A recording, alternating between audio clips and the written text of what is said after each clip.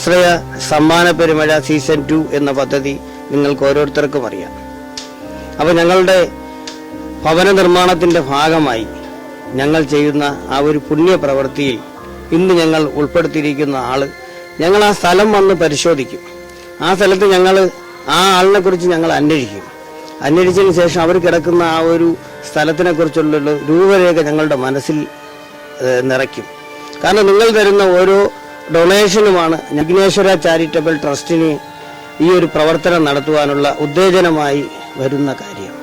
അപ്പോൾ അതുകൊണ്ട് ഇവരെ ഓരോരുത്തരെയും നിങ്ങളുടെ മുന്നിൽ നമ്മുടെ ഈ ഒരു ആശ്രയ സമ്മാന പെരുമഴ എന്ന ഈ ഒരു മെഗാ പദ്ധതിയിൽ വീടിനു വേണ്ടി അപേക്ഷിച്ചിരിക്കുന്ന രണ്ടാമത്തെ ആളായ നമ്മുടെ പ്രിയപ്പെട്ട സഹോദരിയുടെ മുന്നിലാണ് ഞാൻ നിൽക്കുന്നത്. എന്തുകൊണ്ട്? സുഖം തന്നെ?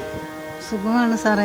പിന്നെ ഞാൻ വല്ലാത്ത ഒരു ഭയങ്കരമായ ദുരിതത്തിൽ ജീവിക്കുന്നവളാണ്. ഞാൻ എൻ്റെ ഭർത്താവ് ഇട്ടിട്ട് പോയിട്ട് ഉപേക്ഷിച്ച് പോയിട്ട് 15 വർഷം, 3 പെൺകുട്ടികളും. മൂത്ത മോളുടെ കല്യാണം കഴിഞ്ഞിട്ട് 2 കുട്ടികളുണ്ട്. അവളെ വെന്തൊഴിഞ്ഞ് അതുകൊണ്ട് രണ്ടാമത്തെ മോളുടെ ഭർത്താവിന് സുഖമില്ലാത്തതാണ്. മൂന്നാമത്തെ അവൾക്കും സുഖമില്ല. വീട്ടു ജോലി ചെയ്താണ് കഴിയുന്നത്. ബാങ്കിൽ ബാധ്യതയുണ്ട്. ഈ വീട് മഴ പെയ്തു കഴിഞ്ഞാൽ ഒരു ഉള്ളി വെള്ളം പോകത്തില്ല വെളിയിൽ. എന്നെ സാറും സുഹൃത്തുക്കളും മറ്റുള്ളവരെല്ലാവരും കൂടി ചേർന്ന് സഹായിച്ച ദൈവത്തിൻ്റെ ഭാഗത്തുനിന്ന് പുണ്യം കിട്ടും. നല്ല രീതിയിൽ കിടന്നുറങ്ങിയിട്ട് തന്നെ എത്ര എലിയുടെ ശല്യം, എലി അടി തോണ്ടി മുകളിലോട്ട് വരുന്നു. ഭയങ്കരമായ പ്രയാസത്തിലും കടബാധ്യതയിലും ഒക്കെയാണ് ഞാൻ ജീവിക്കുന്നത്. എനിക്ക് ആരുമില്ല. എൻ്റെ അച്ഛനും അമ്മയും മരിച്ചുപോയി. ഭർത്താവ് ഉപേക്ഷിച്ച് പോയിട്ട് 15 കൊല്ലമായി. ചേച്ചിയുടെ ഒരു ജീവിതമാർഗം എങ്ങനെയാണ്?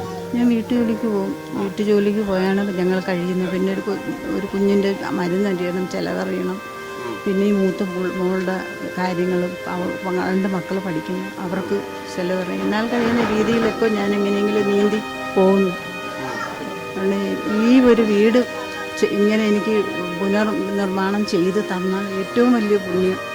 ദൈവത്തിൻ്റെ അനുഗ്രഹങ്ങളും ദീർഘായുസ്സും എല്ലാം എല്ലാവർക്കും ഉണ്ടാവും.